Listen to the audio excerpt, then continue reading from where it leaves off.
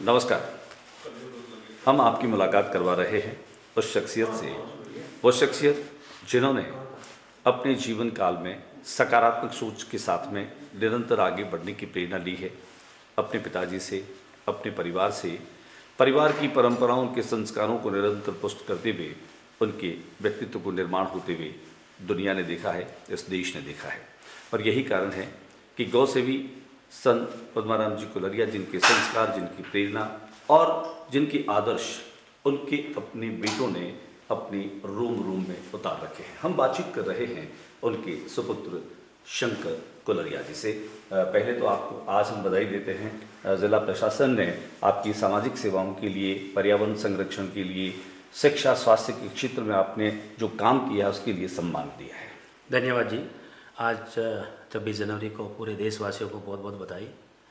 आज बीकानेर हमारा गृह राज्य है, जिला है, जिसमें हमें फिर से सम्मान मिला। पिताजी को मिला, भाइयों को मिला, आज मुझे भी मिला। इसके लिए पूरा प्रशासन को भी बहुत बहुत धन्यवाद। किस रूप में लेते हैं शंकर जी, जब इस रूप में रिकग्नाइजेशन होती है आपकी सेवाओं को, और लोग जो हैं वो न केवल स्वीकार करते हैं बल्कि आपसे प्रेरणा भी लेते हैं? ये एक्चुअली पिताजी, जैसे मैंने अभी हमारे चर्चा में मैंने आपको बताया था, किसान के साथ आप रहोगे तो किसान का काम सीखोगे, बिज़नेस के साथ रहोगे बिज़नेस की चीज़ें सीखोगे। हम पिताजी के साथ में जब भी हमें बॉम्बे से थोड़ा टाइम मिलता था, हम पिताजी के साथ में आ जाते थे। पिताजी का एक ही ध्येय होता था कि कितने तरीके से, किस तरीके से, किस वे में हम जाके किसी की सेवा कर सकें। तो सेवा का कई रूप था उनका, चाहे वो शिक्षा का लो, चिकित्सा का लो, पर्यावरण का लो, समाज सेवा लो, गौ सेवा लो। उनकी यदि जीवन की व्याख्या करें तो करते ही रह जाएं। और जब हम बॉम्बे से यहाँ आते थे और वापस बॉम्बे जाते तक एक ही उनका ध्येय रहता था, सेवा सेवा सेवा। तो हमारी खेती हमारी एक सेवा ही हो गई है और उस रूप में हम देखते हैं। और जब भी हमें आपकी 10 मिनट टाइम मिलता है तो हम केवल सेवा की बात करते हैं। और सेवा में हमारा इतना आपके रुचि हो चुकी है कि सेवा के बिना हमारी कोई बात ही नहीं हो सकती है, चाहे वो किस रूप में भी हो। मुंबई महानगर है और नोखा के पास जो गांव है वो यूँ कहें कि दूर तक आपको आदमी जो है वो नज़र नहीं आता। यूँ कहें बड़े खेत हैं, बड़े खलियान हैं। वो जो जीवन शैली है, कैसे सामंजस्य बिठा पाते हैं शंकर जी अपने व्यापार के साथ? यहाँ पर जब अपने गांव आते हैं तो कैसे संगम होता है? ये बड़ी रुचि वाली बात है, क्योंकि यही है, देखो फिर मैं बताऊंगा पिताजी, क्योंकि पिताजी को पता था कि ये ऐसी जगह रहे हैं जहाँ पे कभी भी हमारे ऊपर शहर की हवा लग सकती थी। तो उन्होंने जैसे ही ऐसा लगे कि आज बॉम्बे में थोड़ा बच्चे फ्री है, काम है, तब वो ऐसा प्रोग्राम बना लेते थे कि हमको पूरे परिवार को यहाँ पे आना होता था। तो पूरे परिवार यहाँ पे आते थे। हमें कभी बॉम्बे की उन्होंने हवा लगने ही नहीं दी। उन्होंने बोला वो हमारी कर्म भूमि है, हमारा सेकंड होम उन्होंने यहीं पे बना दिया है। आप ये पद्म पैलेस देखोगे तो आज से करीब 15 साल 20 साल पहले 7 स्टार फैसिलिटी बना के उनको हमको दी है। उन्होंने बोला जब भी आपको टाइम फ्री मिले आप यहाँ पे आइए। ऐसी फैसिलिटी जो बॉम्बे में नहीं है। तो फिर बॉम्बे में लोग जब चाहते थे कि बॉम्बे के लोग लोनावाला, पुणे, यहाँ पे आउटस्कर्ट के अंदर सेकंड होम बनाते, पिताजी ने सेकंड होम यहाँ पे बना दिया। हम जोधपुर आते थे तो इतनी बढ़िया सुविधा दे दी कि आप जोधपुर से घर में पहुँचने में कोई तकलीफ ही नहीं है। रास्ते में ऐसे लोग हमारे लिए खड़ा कर दिया था कि हमको लगे कि हमको आना चाहिए। तो उन्होंने ऐसा एटमॉस्फेयर क्रिएट कर दिया कि हमारा सेकंड होम ही यही है। और वो करते करते हमारे आज की डेट में इतनी रुचि है, हमें नहीं, हमारी नेक्स्ट जनरेशन भी, जब भी उनको 2 दिन या 4 दिन या 5 दिन का टाइम मिलता है, इमीडिएटली वो सेकंड चॉइस उनकी यहाँ पे आने की होती है। सिवाय उनको बिजनेस हो के इमीडिएटली हमको दादाजी के पास जाना था। तो हमें इतनी इस जगह से, इस घर से इतना लगाव है कि हमें दूसरा कुछ अच्छा लगता ही नहीं है। जब हमें लगता है कि हमको कर्म की तरह आगे बढ़ना है, हम बॉम्बे चले जाते हैं। इंडिया में हर सिटी में हमारा प्रोजेक्ट है, हर सिटी में हम काम करते हैं, हर सिटी में हमारा ऑफिस भी है। लेकिन जब यहाँ पे आते हैं ऐसा लग रहा है कि स्वर्ग हमने देखा तो नहीं, लेकिन इससे बेटर भी नहीं हो सकता है। शंकर जी कहते हैं कि अकेला ही चला था जानिब मंजिल, लोग आते गए और कारवां बनता गया। जब व्यापार की शुरुआत हुई थी, वो जो एक बीज व्यापार का डाला था, आज वो एक वटवृक्ष मैं कह दूं, उसकी अलग अलग शाखाएं कह दूं, और दुनिया भर की बेहतरीन कंपनीज के साथ में पद्मास का कोलैबोरेशन और काम आप कर रहे हैं। ये सारी इंस्पिरेशन, ये सारी प्रेरणाएं कहाँ से आती हैं? इसका मूल मंत्र मैं वही बोलूँगा कि ये मंत्र पिताजी का था। सच्चाई और हार्ड वर्किंग उनका 2 शब्द होते थे। सच्चाई से कभी पीछे नहीं हटना, हार्ड वर्किंग कभी पीछे नहीं हटना। ये 2 चीज़ आप साथ के लेकर चलोगे। और तीसरा उनका एक चौथा जो पहिया है परिवार और संस्कार। ये 4 पहियों की गाड़ी आप लेकर चलोगे तो मेरे हिसाब से दुनिया की भगवान भी सोचेंगे ये पात्र ठीक है, उनको देते रहो। भगवान की, माता पिता की आशीर्वाद से और उनकी प्रेरणा से हार्ड वर्किंग में, सच्चाई में और परिवार के ध्यान रखने में, या फिर दुनिया की सर्विस हम कभी पीछे नहीं हटे, या हार्ड वर्किंग भी सब कुछ नहीं हो सकती, हमारे पूर्वजों का भी आशीर्वाद है, संत जी को मिला, संत जी ने हमें दिया। ये तालमेल, देखो सक्सेस के पीछे कई सारे तालमेल होते हैं, केवल हार्ड वर्किंग या केवल टैलेंट भी नहीं होता है, लेकिन पूर्वजों का आशीर्वाद भी जरूर हमारे ऊपर है। शास्त्रों में भी लिखा है शंकर जी कि भाग्य फलति सर्वत्र न च विद्या न च पौरुषम। हार्ड मेहनत और कठिन परिश्रम के साथ साथ बुजुर्गों का आशीर्वाद और ऊपर वाले की कृपा और भाग्य का साथ में होना जरूरी है। आपने निरंतर आगे बढ़ने की दिशा में हम कहें कि कदम बढ़ाए हैं। पिताजी ने जो संस्कार आपको दिए, उसके साथ साथ आपने शिक्षा को केंद्र में रखा, समाज सेवा को केंद्र में रखा, और पूरी दुनिया को जिसने अपनी गोद में बिठा रखा है, मैं कहूँ प्रकृति, पेड़ों से प्यार, प्रकृति से प्यार और अधिक से अधिक पेड़ लगाने की जो प्रेरणा और जुनून जो पिताजी में था, आज आप उसी काम को निरंतर आगे बढ़ाते जा रहे हैं। तो ये जो चीज़ें हैं, ये आपको समय कैसे निकाल पाते हैं आप इन सब चीज़ों को करने के लिए? दो चीज़ है सर कि रंजन जी, कि जब आप कोई काम करते हो, हम बिजनेसमैन हैं, ऐसा हम थोड़ा सी गांव से और घर से बिलोंग करते हैं, लेकिन साथ साथ में एक बिजनेसमैन भी है। तो हम बिजनेसमैन के तरीके से देखते हैं कि पिताजी ने ये सब चीज़ें, ये सेवाएं या ये जो करा, उनका उनको क्या रिजल्ट मिला।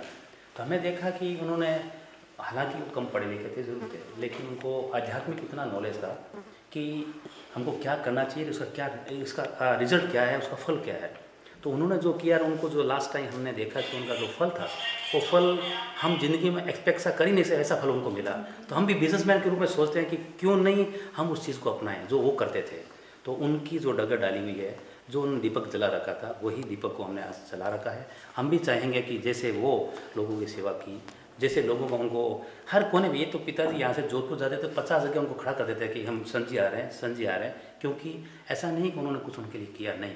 पिताजी का जो कर्म था, पिताजी का जो मूवमेंट था, वो हर आदमी एक इंस्पिरेशन के रूप में लेता था कि इस उम्र में उन्होंने 50-55 साल जिंदगी पूरी स्ट्रगलिंग भी करी थी। 50 से 80 के बीच में उन्होंने इतना दिल खोल के लोगों की सेवा करी कि मेरा जीवन 50 साल मेरा ग्रस्त थे, फिर संत बने, फिर गौ सेवक बने। तो 50 साल तक परिवार को देखा, परिवार को जब परिवार लगा कि परिवार अपने सेल्फ डिपेंडेंट पे आ चुके हैं, तो उन्होंने समाज सेवा और देश सेवा में लग गए थे। और उनका रिकग्निशन आप गुजरात के अंदर, जब मोदी जी 2008 और 9 के अंदर थे, तब से उनका रिकग्निशन चल रहा था। 2012 में राजनाथ जी ने दिल्ली के अंदर उनको रिकग्निशन किया। तो उनका नाम आज भी हम जब जाके बैठते हैं, बोले शंकर जी आप संत पद्माराम जी के, हाँ सर उनके हम सपुत्र हैं। तो हमें लोग बोलते हैं कि ये, जैसे अमिताभ जी कभी कभी वो डायलॉग बोलते हैं कि मुझे फ़क्र है कि पिता के बेटे की वजह से पिता का नाम होता है, जी। वैसा आज हमें भी फ़क्र होता है कि हमारे पिताजी का नाम की वजह से हम जाने जाते हैं। जी बिल्कुल सही तो बात है। वो रुचि हमें भी है।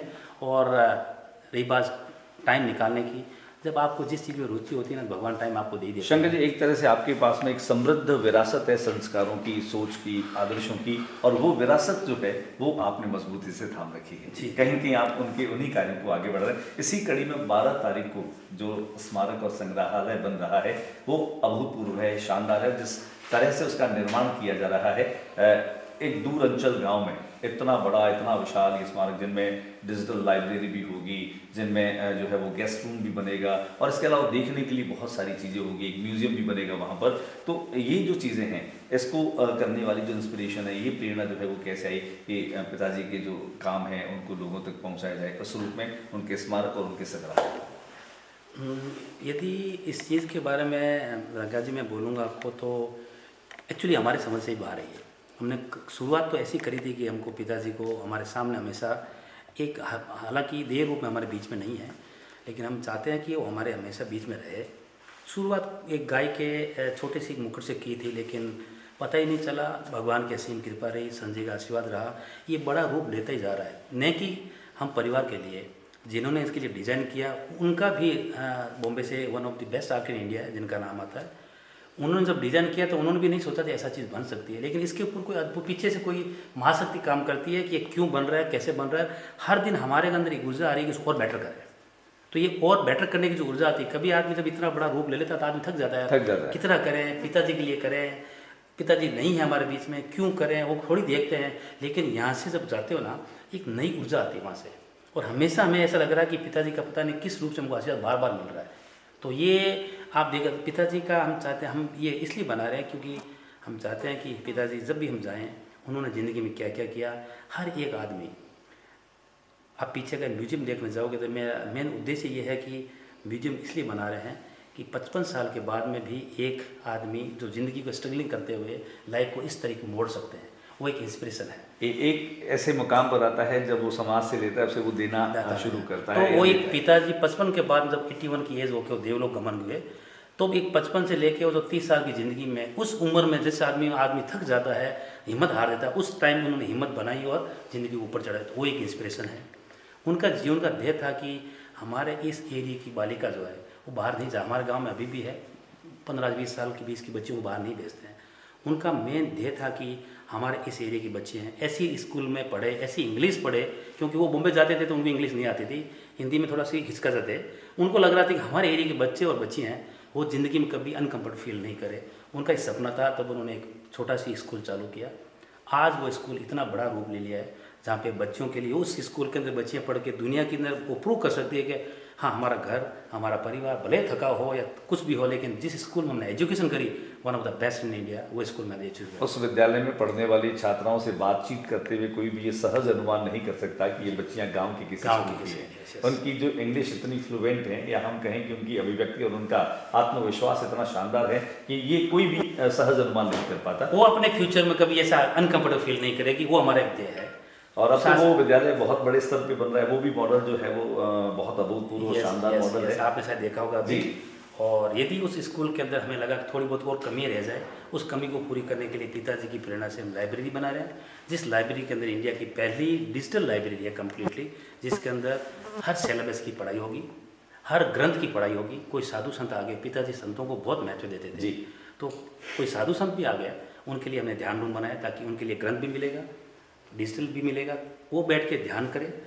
कोई 12वीं या उनको लग रहा है कि ग्रेजुएशन के बाद में जिनको कोई आगे की पढ़ाई करनी है, जो सक्षम नहीं है बाहर जाकर पढ़ने के लिए, वो यहाँ बैठे हैं और यहाँ पे डिजिटल के साथ में पूरी वर्ल्ड वाइड पढ़ाई यहाँ पे बैठ के कर सकते हैं। वो सुविधा हम यहाँ पे उपलब्ध करा रहे हैं। मुख्य रूप से जो मेडिटेशन सेंटर आप बना रहे हैं, ध्यान का जो आप कक्ष बना रहे हैं, वो अपने आप में अभूतपूर्व, क्योंकि कहीं कहीं आदमी कितनी भी उन्नति कर ले, कहीं किसी भौतिकवाद के शिखर पर पहुंच जाए, लेकिन अंततः उसे अपने भीतर की यात्रा करना ही होती है। बहुत ज़्यादा आप खुद के लिए कैसा फील करते हैं जब इस चकाचौंध वाली दुनिया से यहाँ पर आते हैं, घर में आते हैं, गाँव में आते हैं, तब आप कितना सुकून पाते हैं? मैं तो धर्म को बोलता हूँ, छोटे भाई बड़े भाई कानाराम जी बॉम्बे में हैं, धर्म को मैं हमेशा बोलता हूँ, मुझे जो अभी जो बिज़नेस मिल रहा है उसका जब 5% हिस्सा अभी बिज़नेस यहाँ बैठे मिल जाए ना, तो मैं 95% छोड़ने को तैयार हूँ, यहाँ बैठ जाऊँगा मैं। क्या बात। इतनी शांति मिलती है, इतनी बढ़िया चीज़ यहाँ पे है, और यहाँ पे इतना बढ़िया सुकून मिलता है।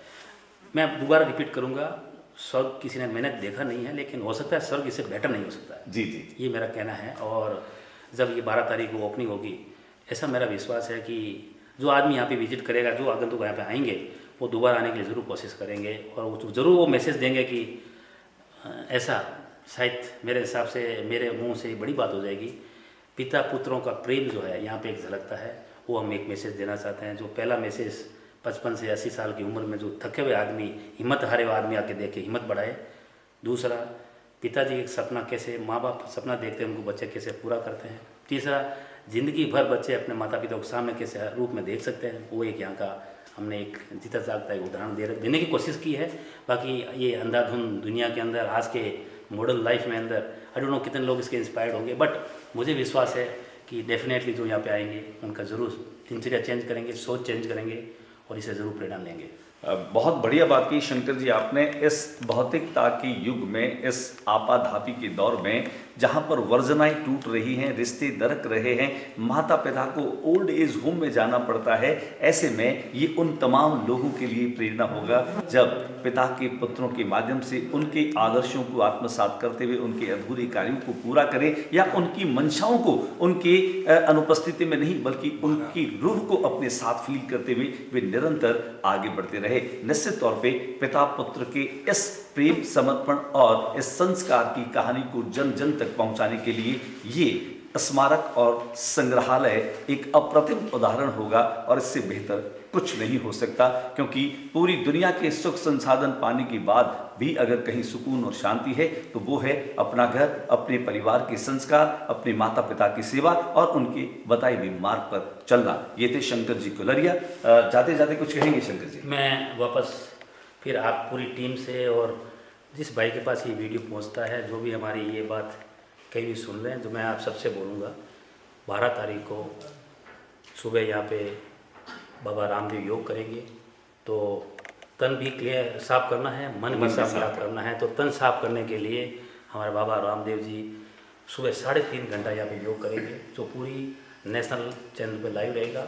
आप सभी जो भी इस वीडियो को सुन रहे हैं, आप ज़रूर पधारें और इस योग का ज़रूर लाभ लें। धन्यवाद। जय हिंद, जय भारत। नमस्कार। तो उम्मीद करते हैं कि शंकर जी कोलरिया से हमारी बातचीत आप लोगों को पसंद आई होगी।